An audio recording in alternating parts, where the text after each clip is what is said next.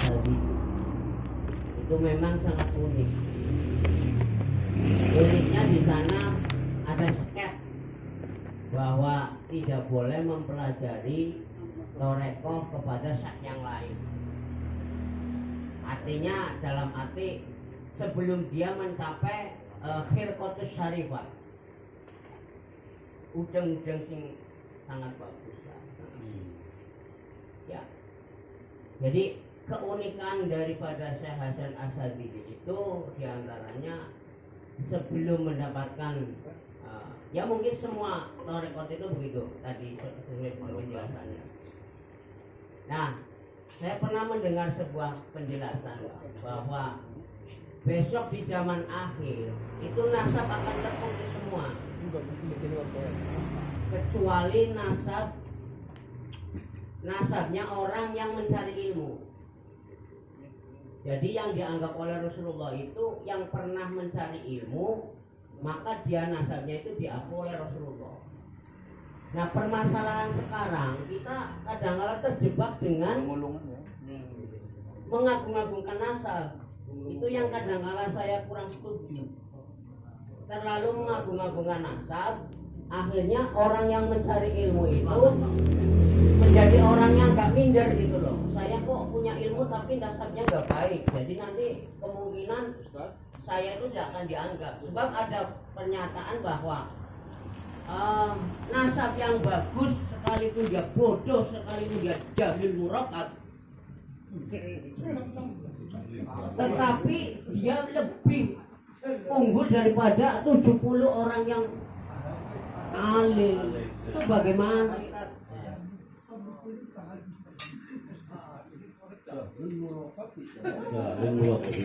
Ya. Jelas, Bang. Bahwa intinya ya kali daharan manggang. Ada sebuah ulama atau mungkin sejenis ulama atau sepadan dengan ulama yang berbeda aliran itu mengatakan kapan waktunya, katanya itu di akhir zaman nasab itu tidak terpakai, putus, kecuali yang alamah. Akan tetapi ada sebuah ulama yang mengatakan nasab itu lebih baik dibandingkan orang yang alim 70 bahkan lebih, tapi nasabnya itu tidak jelas. Iya, itu kayak si Allah ya, saudara kita. Itu hanya sekedar makalah orang-orang tertentu, mungkin karena diiming-imingi atau ada sedikit nafsu yang keluar bahwa saya adalah nasab yang paling bagus di hadapan Kanjeng Nabi. Monggo. Itu satu. Ada lagi? Apa aja? Mobil. Ya wis, aku takon pada baik ya. Oh, takon. Siji-siji ya. Oh, siji-siji. Nasab itu, bicara nasab ya, ini kan sabdanya Rasulullah sendiri bahwa semua nasab itu akan terputus kecuali nasabku. Ini sabda Rasulullah Shallallahu Alaihi Wasallam. Dan ini harus kita teliti kenapa nasab ini kok dikatakan nanti akan terputus. Ini karena satu faktor diantaranya adalah orang itu kalau selain orang itu gak punya darah ke Rasulullah, itu kan musyarakat mikir loh. Sudah betul. Nah, momennya kayak dong musnah. Nah, satu dua orang lo kan nabi. Lah apa yang tulis sih bang? Wah, akhirnya kan anak-anak kayak butuh-butuh aja ya orang ngerti. Nasabnya beda. Mengerti secara ilmiah begitu. Lawan turun para syaraf para sarok, asrok, sarek. Ini kan memang nasab yang silsilah bahagia, silsilah emas. Memang sejak zaman Sayyidina Ali itu Anaqib, At-Tarikh selalu memperhatikan. Anaqib orang yang kepala suku, Anaqib itu kepala suku, At-Tarikh, ya, Al-Mu'arikh, orang yang di sejarah itu terus mencatat bahkan keluarganya sendiri. Nah, para syaraf, asraf, para syarif. Jadi wajar Rasulullah menyatakan seperti itu secara nanti mekanisme alamiah juga nanti seperti itu, karena misalkan ada orang terus kena nyobek sampai bulu TPB terus kok wah kan hilang darah kok gitu kok. Nah hilang darah orang dia orang bapaknya itu luwes sebenarnya apa ya kan kemudian setelah nasab ini sudah ada yang syaraf, orang yang secara sahih itu adalah orang yang bersambung kepada Rasulullah Shallallahu Alaihi Wasallam. Ini konteksnya ini yang betul-betul loh, yang betul-betul, karena kebanyakan nasab itu pakai bun. Orang itu menyambung-nyambungkan silsilah itu kebanyakan makanya bun prasangka. Hanya pakai prasangka. Yang bener-bener tahakuk, bener-bener nyata, ku jare. Kudune Kanjeng Nabi, ya wonten di zaman saniki.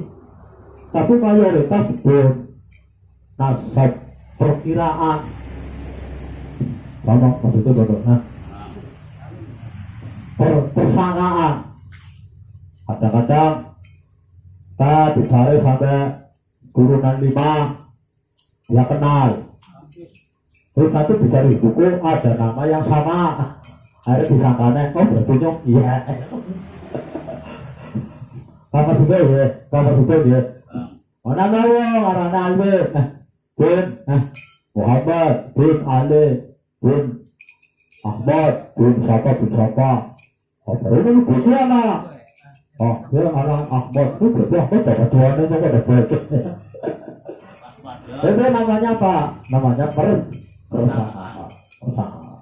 Kebanyakan persangkaan. Tapi ya tahakuknya ada.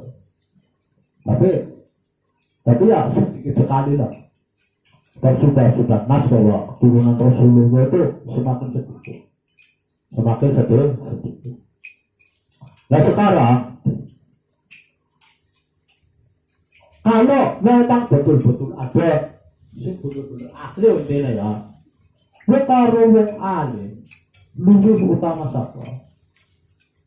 Kalau masalah 70 orang alim itu artinya hanya sebagai perumpamaan, hanyalah ungkapan perumpamaan. Tapi yang dikandung maksud adalah lebih utama orang yang punya nasab walaupun bodoh daripada orang alim. Bahkan dikatakan mau puluh ya, nasi bulak-bulatnya hanya perumpamaan saja. Tapi pada tekanannya adalah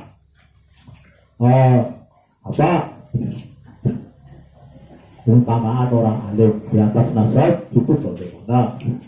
Dan ini nanti tergantung dari sisi pandang.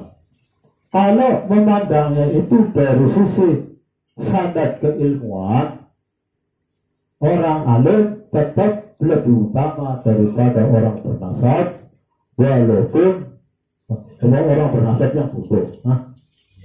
Karena melihatnya dari sisi standar keilmuan. Kamu ya.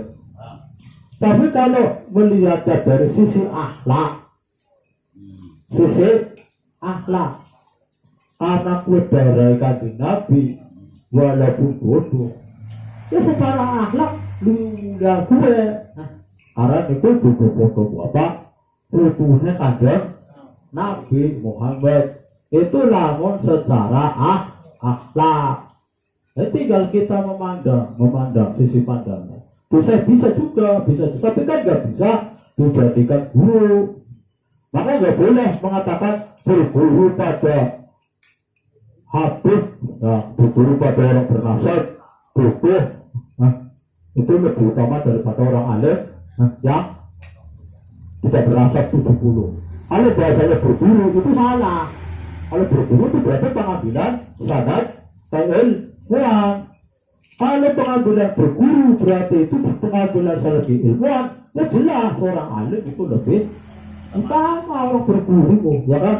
Ini semua segi ilmuwan, tapi lebih bicara akhlak, bicara takbir li Rasulullah, dan juga ya hubungan kanjeng Nabi, ya lebih utama daripada liana sih.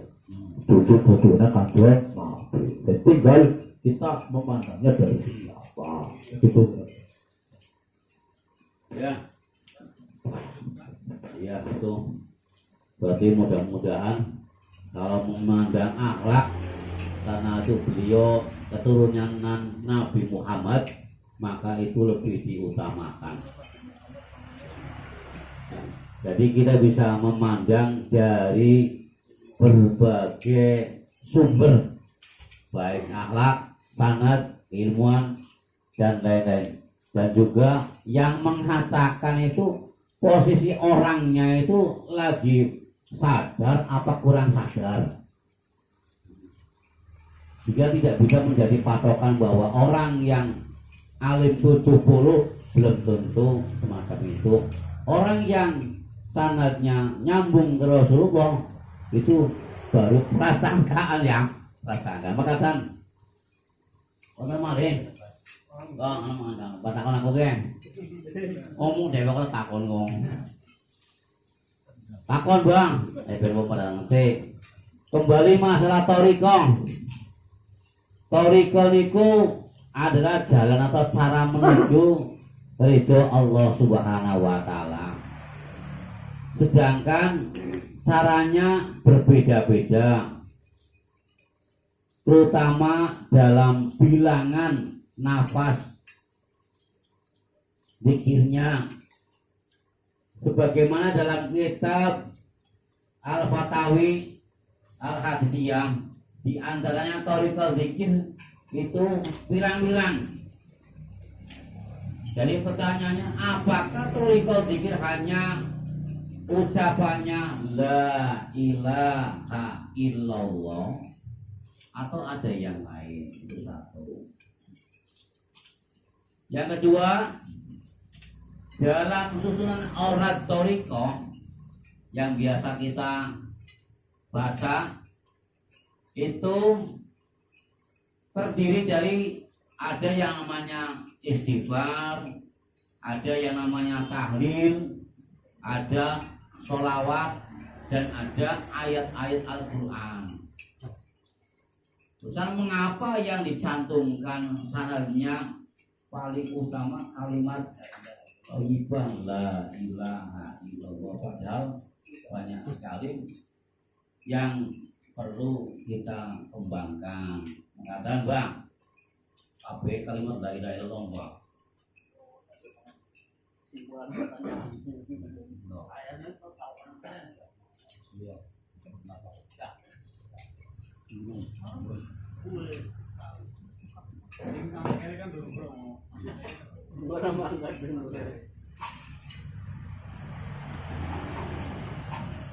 Persoalan toreko ini ya, memang kalau kita kaji secara ilmiah, toreko itu adalah jalan untuk mendekatkan diri kepada Allah Subhanahu wa Ta'ala. Ini kandungannya sebenarnya itu berupa amal soleh. Bagaimana orang itu bisa beramal soleh liwajhillah, ikhlas karena Allah. Sebenarnya tekanannya itu karena tujuan toreko itu sendiri itu juga membentuk pribadi-pribadi yang beramal soleh. Kemudian tiba-tiba di dalam toreko ini kok yang dimunculkan pikir, ya kan? Nah, yang dimunculkan apa? Pikir. Nah, ini begini. Ono wong pengen dadi wong saleh. Ono wong pengen gampang ngamal saleh. Ono wong pengen ikhlas ngamal. Pertanyaannya, pripun carane? Ngomong ya. Pripun carane? Ayo ulamane kowe kok. Ono sing bawaken wis pokok nek gendeng ngaji apa sing ono ning Al-Qur'an apa ono sing ning hadisipun Kanjeng Nabi dilampahi yo kok sakit. Apa nggih? Oh sakit. Gak usah pikir-pikiran, gak usah beat-beatan. Yang toreko itu tujuannya gitu gawe wong amal soleh. Yang Quran itu jelas caranya beramal soleh. Sama yarbu liko arobihi panjangal amalan solihah wala yusrik bi ibadati rabbihi ahad. Tapi pun caranya pengen petanggi Allah dan rusuhnya itu panjangkan amalan solihah, amal pengawan amal soleh misalnya pemain yang kurang no haji dilakoni itu bukan sholat dilakoni apa-apa sudah buangkan Al-Quran itu dilakoni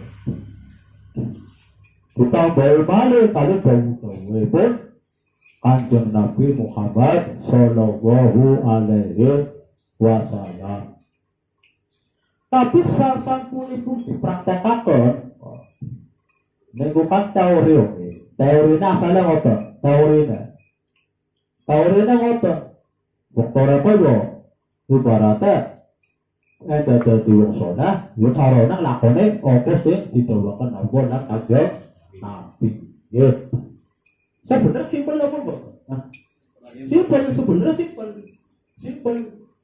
Oh, usah kita buat mana. Kalau kecuali lah, kalau kodiriya lah, kalau kan akhirnya bagaimana panas dia. Ini apa buat akhirnya. Nah, tapi ini kan tapi survei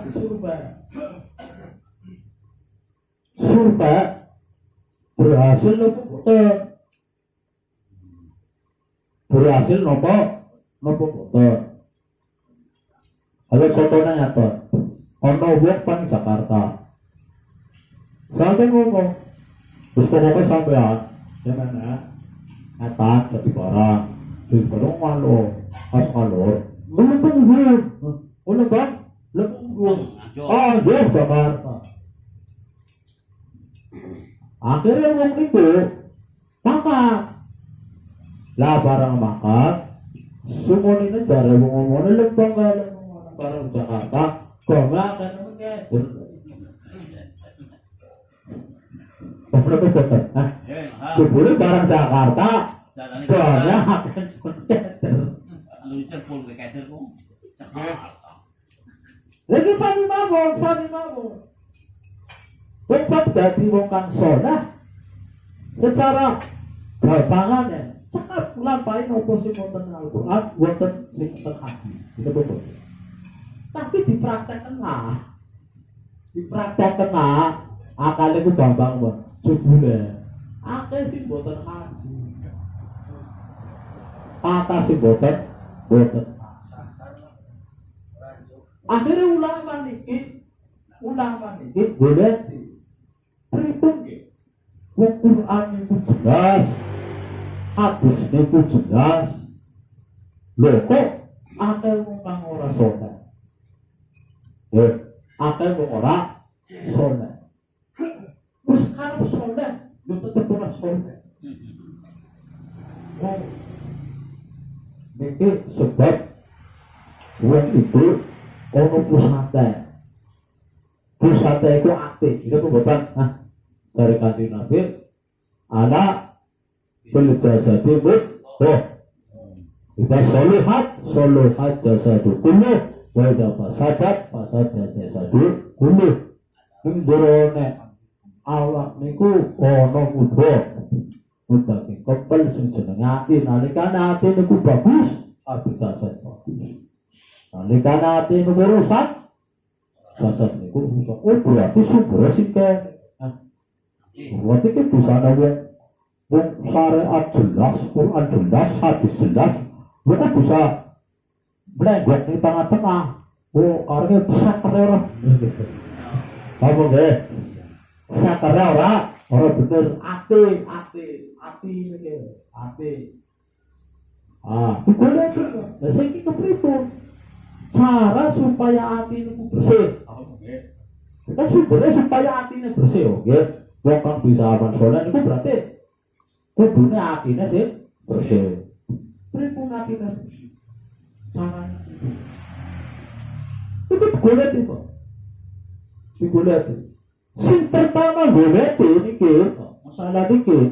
Iku dudu satu berjalan, dudu satu dudu nafsa berarti dudu siapa? Tapi saya dinalu. Sing bongkar masalah niki pertama kali niku langsung Sayyidina Ali karo Maulana Ali Sayyidina Abu Bakar. Sing bongkar Sayyidina Ali bohong masalah ilmu. Sampai hasil ngatakan Kanjeng Nabi ana Madinatul Ilmi wa aliyun babu. Paman yarumul ma'ali fayalzamil maqbisa. Sebab mengatakan alim-alim ngawe itu Sayyidina Ali. Wa bilau ana. Itu Sayyidina Ali ora usahaken. Kulo pun paham Al-Qur'an. Kulo pun paham hadis Nabi. Tapi kulo kangge nglampahi niki, nglampahi napa sing wonten teng Al-Qur'an lan didhawuhaken kali Kanjeng Nabi. Rasul-rasul akeh sing angel. Akhiripun Sayyidina Ali niku tanglek kali Kanjeng Nabi. Ya Rasulullah,